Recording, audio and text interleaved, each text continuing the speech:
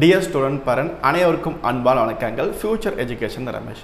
நம்ம இந்த வீடியோவில் எதை பற்றி பார்க்க போகிறோம் அப்படின்னா, ஒரு உயர்ந்த அதிகாரி பற்றிய ஒரு சின்ன தகவல் தான் பார்க்க போகிறோம். பிவிஎஸ்சி அண்ட் ஏஹெச் நம்ம நிறைய மாணவர்களுக்கு வந்து பார்த்திங்கன்னா அவங்க விரும்பின மாதிரி BVSc and AH veterinary doctor course வந்து அட்மிஷன் பண்ணி வந்திருக்கோம் நல்ல காலேஜில். இப்போ ஒரு பிவிஎஸ்சி ஏஹெச் முடித்தவங்க, அதுக்கப்புறம் மாஸ்டர் முடித்தவங்க, ஒரு உயர்ந்த பதவியில் நம்ம தமிழ்நாட்டை சேர்ந்தவங்க அப்படிங்கும்போது அதை பற்றின விஷயங்கள் பார்க்கலாம். டாக்டர் ஜே ராதாகிருஷ்ணன் அவர்கள், இவர் நம்ம சென்னையில் தான் பிறந்தாருங்க. 1992 வந்து பார்த்திங்கன்னா ஐஏஎஸ் அதிகாரியாக வந்து பார்த்திங்கன்னா குவாலிஃபை ஆகிறாரு. தென் 1994 நம்ம ஆகஸ்ட் மந்தில் வந்து பார்த்திங்கன்னா நம்ம தஞ்சாவூரில் வந்து பார்த்திங்கன்னா சப் கலெக்டராக வந்து பார்த்திங்கன்னா பதிவாக. அதுக்கப்புறம் நிறைய பதவிகள் வந்து பார்த்திங்கன்னா இருக்காரு. 2004 முக்கியமாக அந்த சுனாமி காலகட்டத்தில் நாகப்பட்டினத்தில் வந்து பார்த்திங்கன்னா கலெக்டராக வந்து பார்த்திங்கன்னா இருக்காருங்க. அதே போல் வந்து பார்த்திங்க அப்படின்னா வந்து இந்த மருத்துவ செயலராக வந்து பார்த்திங்கன்னா இருந்திருக்காரு. இப்போ கரண்ட்டாக வந்து பார்த்திங்க அப்படின்னா நம்ம தமிழ்நாடு கவர்மெண்ட்டுக்கு வந்து அடிஷ்னல் சீஃப் செக்ரட்டரியாகவும், அதே போல் இந்த சிவில் சர்வீஸ் டிபார்ட்மெண்ட்டுக்கு வந்து பார்த்திங்கன்னா பிரின்சிபல் செக்ரட்டரியாகவும் வந்து பார்த்திங்கன்னா பதவியில் இருக்காருங்க. இப்போ அவர் நம்ம இந்த பிவிஎஸ்சி ஏஹெச் இந்த வெட்னரி டாக்டர் கோர்ஸ் பற்றினும் அதுக்கப்புறம் ஜாப் பற்றினும் சில விஷயத்தை வந்து பார்த்திங்கன்னா தகவல் பரிமாறாரு. அதை தான் நம்ம இந்த வீடியோவில் பார்க்க போகிறோம்.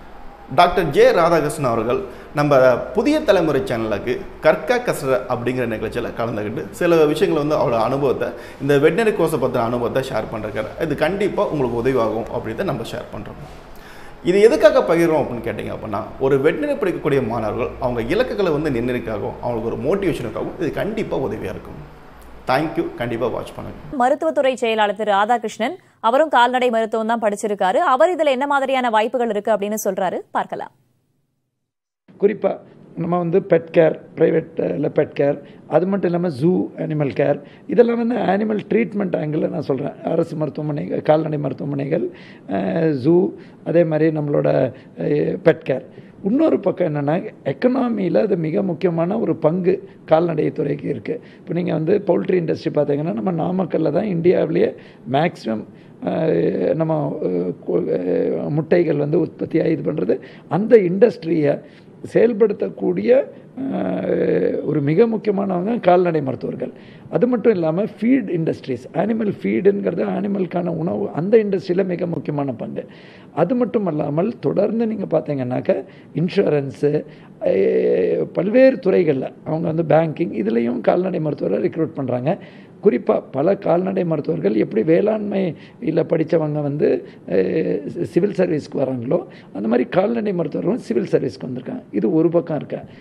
இன்றைக்கி பல்வேறு நோய்கள் வரும்போது நீங்கள் பார்த்துருக்கீங்க, பல நோய்கள் மனிதருக்கு கால்நடை மூலமாக வர்றதுனால பல ரிசர்ச் ஆர்கனைசேஷன்ஸ் பார்த்தீங்கன்னா கால்நடை மருத்துவர்கள் தான் அந்த ரிசர்ச்சில் மிக முக்கியமான ஒர்க் பண்ணுறாங்க.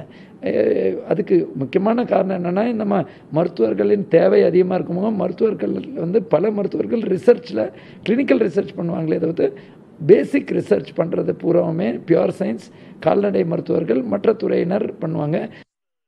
ஸோ இப்போ நம்ம டாக்டர் ராதாகிருஷ்ணன் அவர்கள் வந்து பார்த்திங்கன்னா கொடுத்த அந்த பேட்டி பார்த்துருப்பீங்க.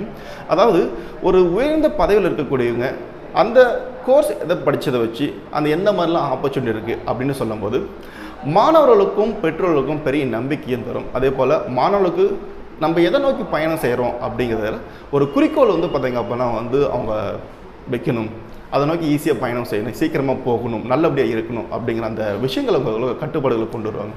ஸோ அதுக்காக தான் பண்ணுறோம். நீங்கள் ஒரு பிவிஎஸ்சி ஏஹெச் கோர்ஸ் வந்து பார்த்திங்கன்னா சேரணும்னு ஆசைப்பட்றீங்கன்னா நீங்கள் கம்யூனிகேட் பண்ணுங்கள்.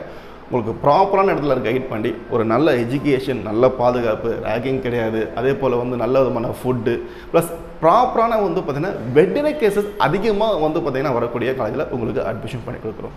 இந்த பிவிஎஸ்சி ஏஹெச் சேர்றதுக்கு எலிஜிபிலிட்டி எடுத்திங்கன்னா உங்கள் 12th சப்ஜெக்டில் ஃபிசிக்ஸ், கெமிஸ்ட்ரி, பயாலஜி, இங்கிலீஷில் 50 to 60% மார்க் இருக்கணும். அதே போல் சில காலேஜில் நீட் எக்ஸாமில் வந்து பார்த்திங்கன்னா குவாலிஃபை இருக்கலாம், அதே போல் சாப்பியர் இருக்கலாம் அப்படின்னு இருக்காங்க. நீட் எக்ஸாம் இல்லாமல் சில காலேஜில் வந்து ஓன் என்ட்ரன்ஸ் எக்ஸாம் வச்சு அட்மிஷன் பண்ணிக்கலாம்.